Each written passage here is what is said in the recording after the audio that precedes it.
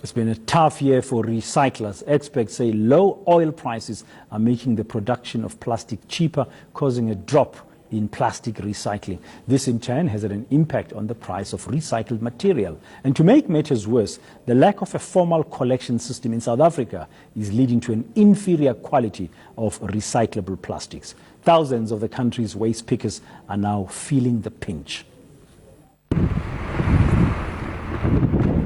One man's waste is another man's treasure.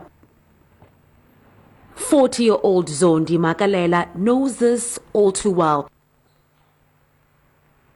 He's been doing this for 17 years. Like thousands of waste pickers across the country, every day, Makalela digs in dustbins, searching for recyclables. The father of two says this is how he puts bread on the table. So that means K4. Yeah. That price is 1 rand. Maria get 3 rand. So Maragare was Kale, ye, Kiona Fita Yega Chele. Okay. Korea Ranta, Humana Gabun Chenden. Koranga Lavella Mohodi, Ye Gahonadia, maybe Huma Borgahui. Yeah. Ogarelor maybe 1.5. Okay.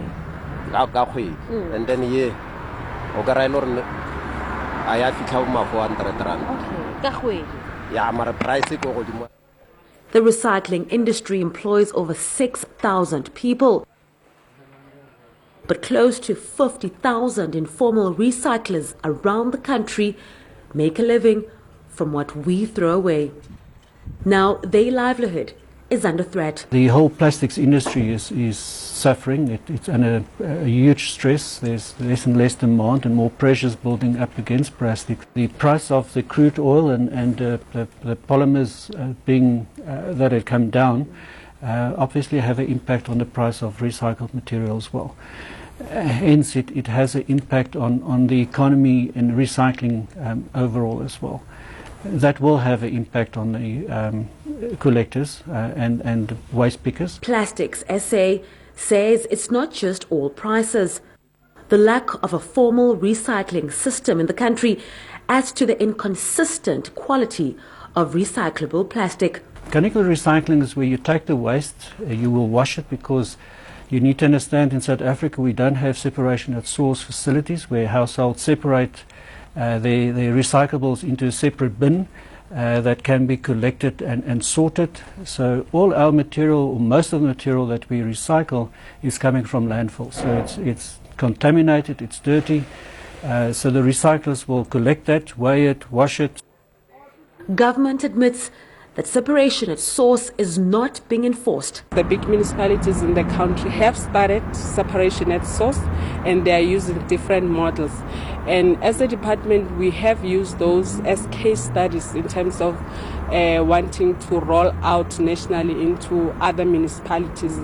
The amount of waste going to landfills is also a problem. We want to divert waste away from landfill. We make use of the waste management hierarchy. We're seeing waste as a resource. Government hopes to formalize a separation at source program within the next 2 years. It's also looking at including the thousands of waste pickers into its waste management program. Leranzo Temba, Pretoria.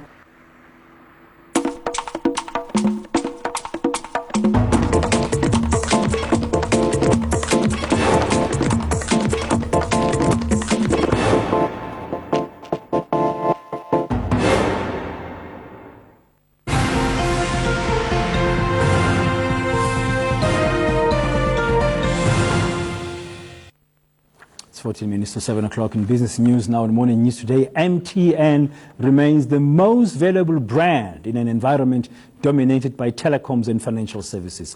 That's according to the latest report on the country's 50 brands. Together, the top brands contribute to the country's growth, representing 9% of the country's gross domestic product, GDP.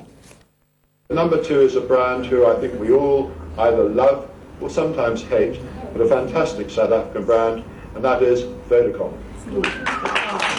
South Africa's top 50 brands increased their value by 3% year on year, despite a difficult global environment. This has been announced in the third annual study